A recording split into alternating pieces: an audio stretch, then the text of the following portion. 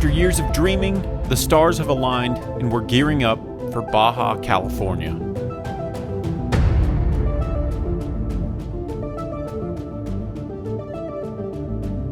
White sand beaches, snorkeling, and isolation in another country has been calling us, and soon we will be on our way.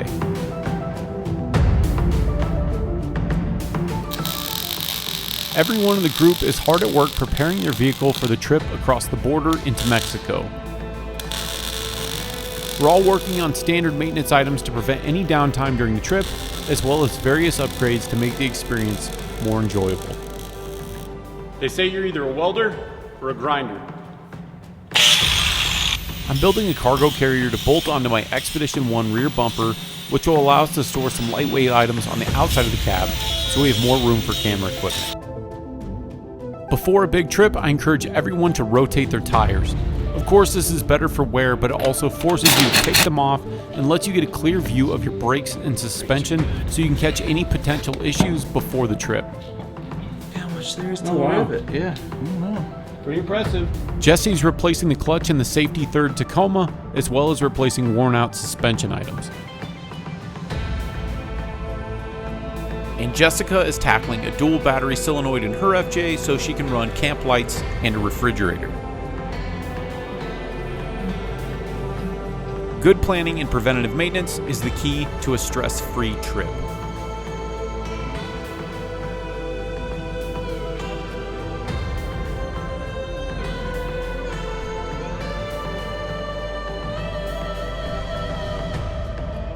These are my old Dobinson springs. These are for super heavy weight loads. These are what I had in before I bought the camper. When I bought the camper, I put my Icon Overlanders back in. I have to use 4 spring compressors per spring on these because these carry so much weight. I'm gonna get started on that. Just another project for Baja. Okay, so vehicle insurance. Did you guys figure that stuff out at all? Not yet. That is built fence. Okay. For months now, we've been exchanging information we've each learned in our research for border crossings, required documentation, and overall travel plans as they develop. I'm going to be doing a steering rack. I'm going to be changing out my shower tent. I'm going to be doing windshield wipers from DFG Off-Road. I am upgrading my bushings to Super Pro. On my lower control arms, I've replaced them several times. It's mostly because of the bushings. So I went ahead and upgraded those to the Super Pros as well, and I've been very happy with them. It does degrade ride quality whenever you go to a polyurethane bushing, but they will last basically forever. These are super tough. I need my FJ to be in its top performance at 209,000 miles. So here's the plan. We all meet in Monticello, Utah on the Friday night that we plan to start the trip, and this will get us a fair distance from home and make Saturday less of a haul. And our intent for Saturday is to stop at the Grand Canyon while passing through, because why not? After our break at the national park, the second round of Saturday will be the longest section of road, taking us to a camp close to the border.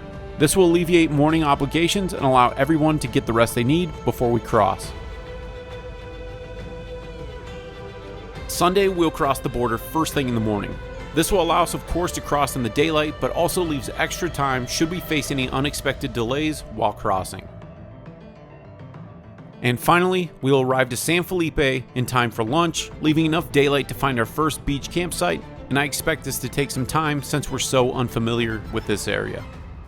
Because the FJ is such a small vehicle, I'm having to go through, kind of pre-pack things, figure out how everything's gonna work, how everything's gonna fit. Running water is just such a nice thing to have. And of course with the Hydro Blue, you pump it up and you've got pressure, but what I found is as it starts to get lower and lower, it starts getting harder and harder, and you gotta pump it up more and more. So I built this little box that has a water pump in it, just plugs into a cigarette lighter. Now I have running water, just so filling pots or filling up water for Blue and stuff like that is that much faster, that much easier, and that much less of a hassle. I welded up the right behind on the spare tire. You guys will see that in some videos. I've got a new cargo box that'll be going up there just probably for this trip. It comes off, it goes where the high lift jack is supposed to mount on the Expedition 1 bumper.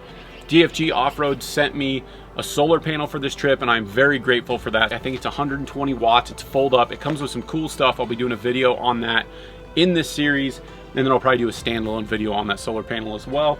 I've also got my portable panel I bought for the camper setup. So I'm just testing stuff out, getting stuff ready. This is such a small vehicle that I'm having to make things fit in new ways. We are gonna be packed down for this trip. I'm trying to make room for all of this extra stuff that's going on this, because we got snorkeling gear, we have spearfishing stuff, little things like that. I'm trying to figure out how I'm going to organize all this, trying to rethink this thing to where it's easy to get to my camera equipment, because that is a big thing, obviously, making these videos.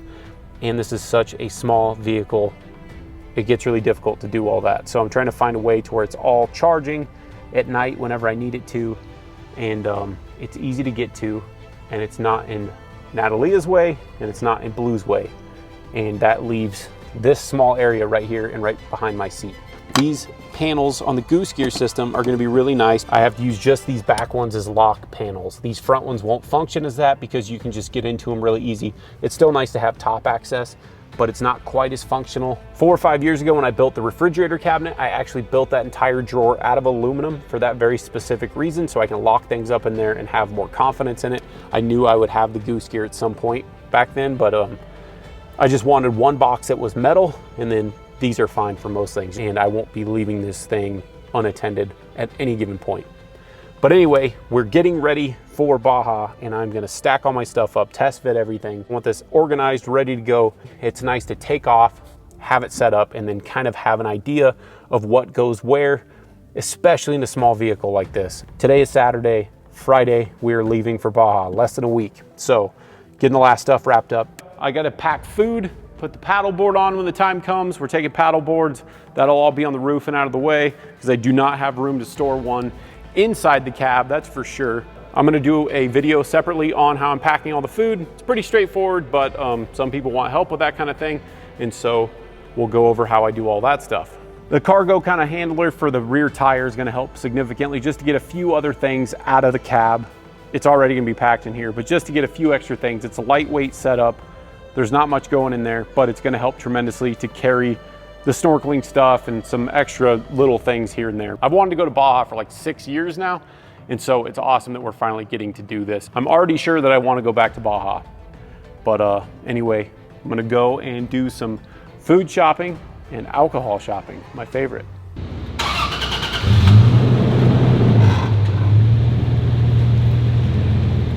This trip to Baja is going to be incredible, and if you want to follow along, subscribe to the channel with notifications turned on so that you'll know when the next episode releases. Thank you so much for watching, and until next time.